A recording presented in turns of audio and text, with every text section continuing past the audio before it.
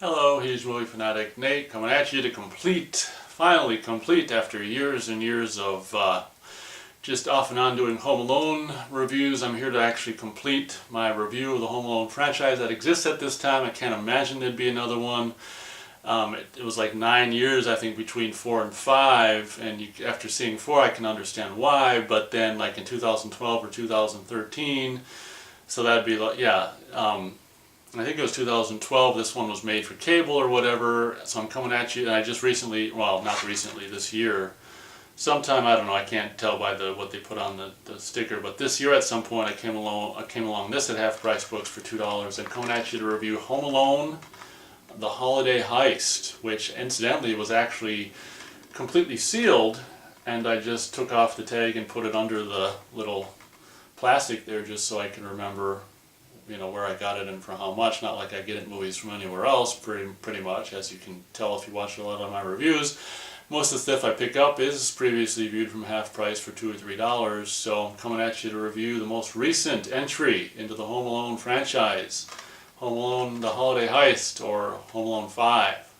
So after seeing the fourth Home Alone movie, I was rather apprehensive about seeing this one. I was like, oh gosh, what the hell is this thing gonna be like after that debacle? But I'm happy to say that for me, Home Alone 5 or Home Alone The Holiday Heist is actually a great improvement from Home Alone 4, being, you know, whatever, almost 10 years later.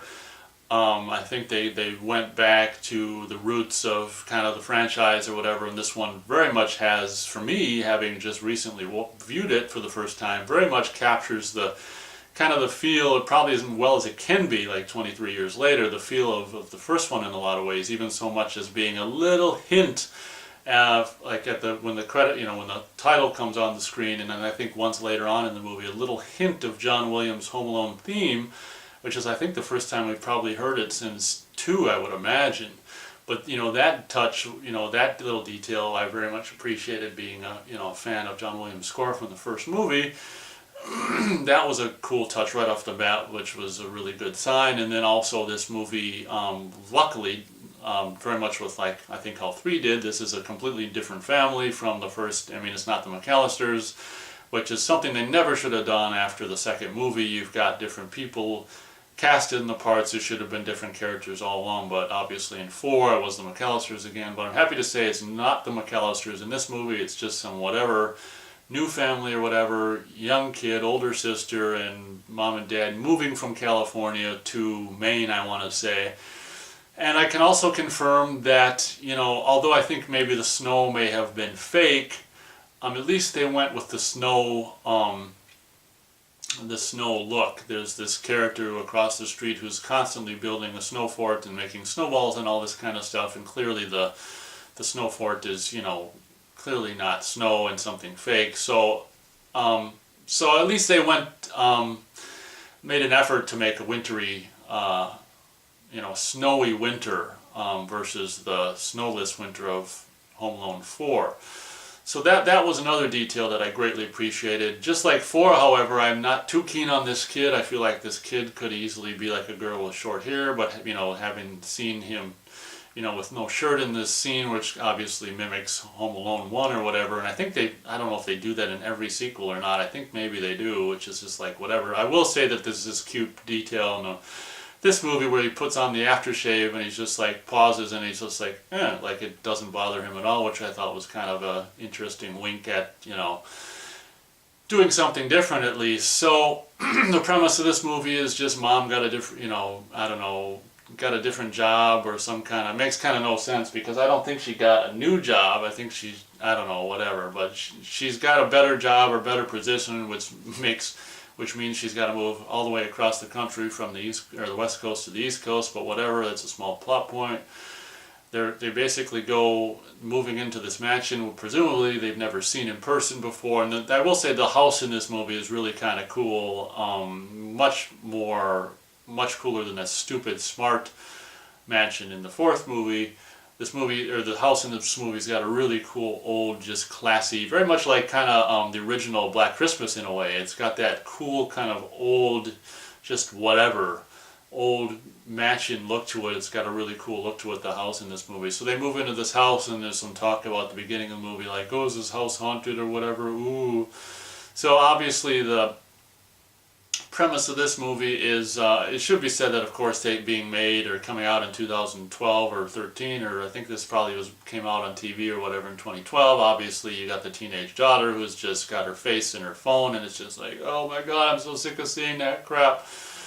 But whatever, it's inevitable with these Hollywood movies and stuff made by the system. You're gonna see that same crap, and well, yeah. So you're gonna see it. That's life. You're gonna see it in life, and you're gonna see it in the movies.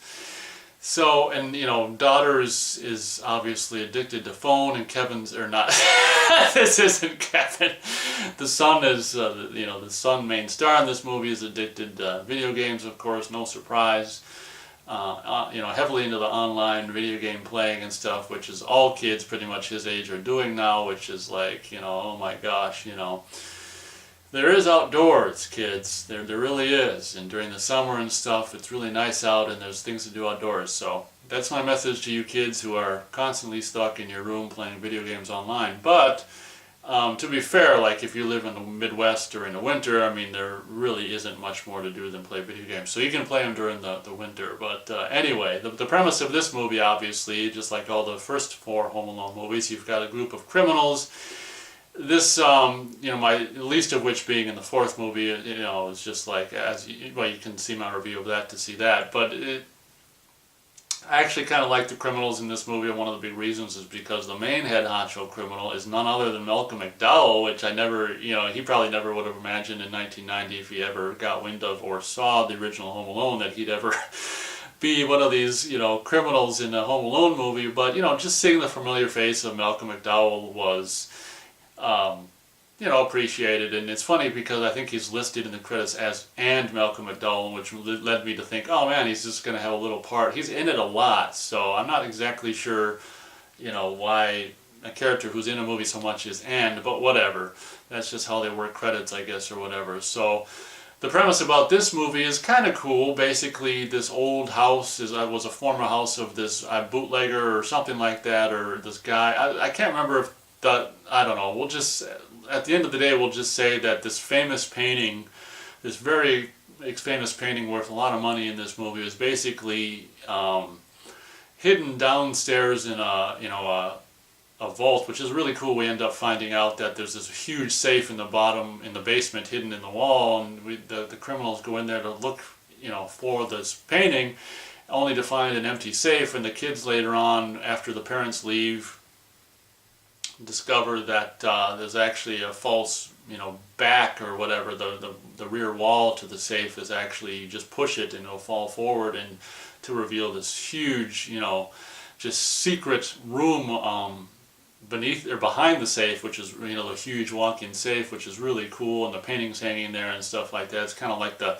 hangout maybe during the days of Prohibition or whatever, maybe where people would be back there and drinking the illegal alcohol at the time or whatever, which is really a cool detail. And the thing, the kid obviously being a huge video game nut is constantly comparing whatever, saying this is how it is in video games, and you know, she's like, this isn't a video game, and the kid's like, there's some fairly confident writing in this movie, in creative writing, and the kid's like, in a video game, this particular video game, like the safe, there's a wall, or there's a secret hiding spot behind the safe, and sister's like, well, that's just a video game. This is real life. See, and it's like, and the rear wall of the walk-in safe falls down to reveal this hidden room, just like the kid said it happens in his video games, whatever. So that was kind of some cool creative writing. So the kids, it's really cool because I think out of all the Home Alone movies, this is the movie where they spend most of the time alone, actually, because I actually made a point to take note of the time. When the parents leave, basically, is like 30 minutes into the movie. A lot of times in these movies, the parents don't leave until maybe an hour into the movie or whatever. This movie is really cool because they leave 30 minutes in, and for some bigwig kind of party. And it should be said that Ed Asner, oh my God, I didn't know he was even still alive at this time, it has a bit part as like her boss in this mountainside, you know, resort, or his house where they, you know, go up for a party and get snowed in, and that's why they can't come back, and the kids, you know, remain home alone for the rest of the movie until the end. So Ed Asner plays this part. He reminded me of drunk Orson Welles. You know, those commercials that Orson Welles tried to do when he was older and drunk and stuff. And it's like I mean, I think the character is supposed to be drunk, but it makes me wonder if Ed Asner is drunk for real. He's just, oh my God, he's really like, he seems genuinely drunk in this movie, but he's just barely managing to squeak out his lines for his few, couple moments that he's got some screen time. So should be said that Ed Asner has a very big part in this movie, and it's just like, oh my gosh. So I was really impressed after the, in my opinion, the horribly disappointing fourth installment of the Home Alone series in this movie. I thought that the characters and, the three bad guys, they're so just I didn't mention it, but in the fourth movie, they're just, the new Marv and his wife in the movie are just so prepubescent, just like, sucking your thumb age kind of just bad guys. Just the humor was just so abysmal, and the way those characters, the bandits from the fourth movie, were portrayed is just so just ridiculous and prepubescent, and just, pre-walking, screw prepubescent, they were pre-talking, just, oh my gosh. Anyway, so I'm just trying to say how much I appreciated the criminals, which are three criminals, Malcolm McDowell and this guy that this other guy that they hired. I guess he's some, hot, I just bleeped that because this is a review for a PG movie. Hot shot, we'll say. A safe cracker, and then I can't remember this woman who's been in other movies. I've seen her before. I can't remember. I don't think she's romantically. No, I don't know. She's just a female.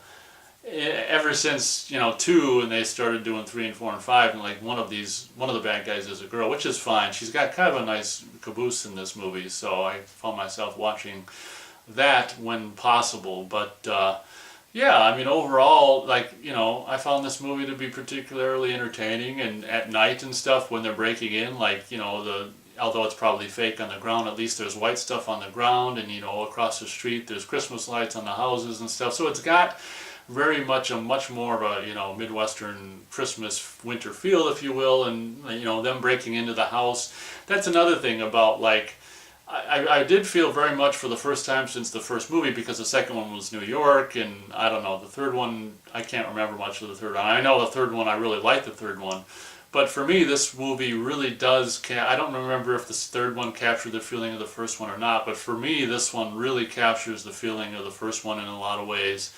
And I was really impressed with all of the, the traps and the stuff, that the gimmicks and the gags that they thought of for this movie. For I keep wanting to say Kevin, but the kid, to pull on the thieving Malcolm McDowell and company in trying to break in and steal the painting and stuff. And overall, relatively impressed with this movie. And can't believe that a Home Alone 5 can be this good, but again, I wasn't too keen on the kid. I liked that the kid seemed to be older than the kid from the fourth movie. He seemed really young, so I kind of liked the fact that this kid seemed like he was 11 or 12, and I think he was quoted in the movie to say he was 10, which clearly he's not 10. He's 11 or 12 or something in this movie. So I liked the fact that he was older.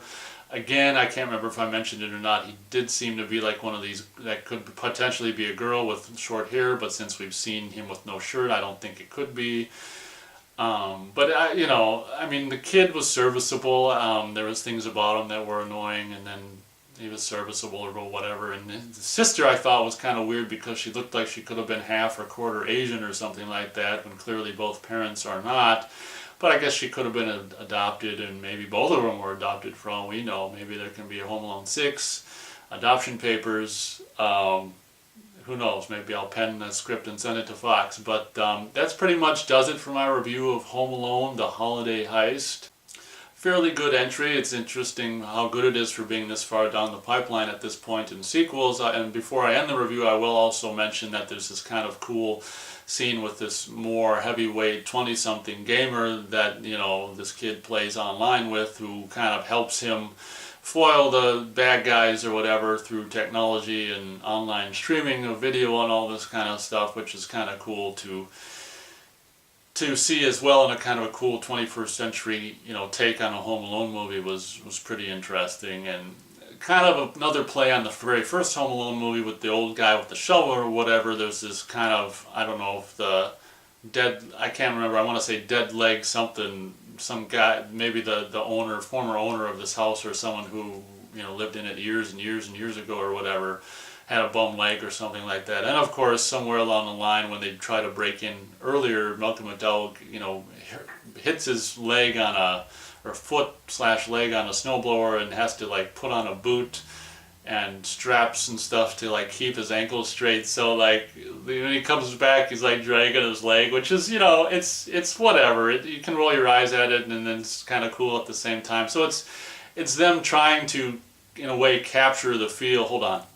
Them trying to capture the feel and doing a relatively decent job of the first movie. I would regard the writing in this movie to be particularly great, and although I can't remember all the details, I remember the very end of the movie really wraps things up really well with all characters. You know, the character next door who's like constantly just, you know, the kid who's constantly making, you know, snowballs and all this kind of stuff obviously comes into play when the character, I want to say it's a little girl, but I can't really tell, is, you know, would end up shooting snowballs at one of the robbers with the snowball super high-speed machine gun kind of thing or whatever. And even up down to a really cool plot point about, you know, the guy, I mean, obviously this is all fiction or whatever, but the guy who did the painting that they're all after, the bad guys are after in this movie, being the same guy who did that famous painting that was the Scream mask, was later on based off of, which is of course the famous Home Alone pose of, you know, Kevin McAllister with his hands on his face and his mouth open, which I thought was just a genius kind of like little thing to tack on. It was just a kind of a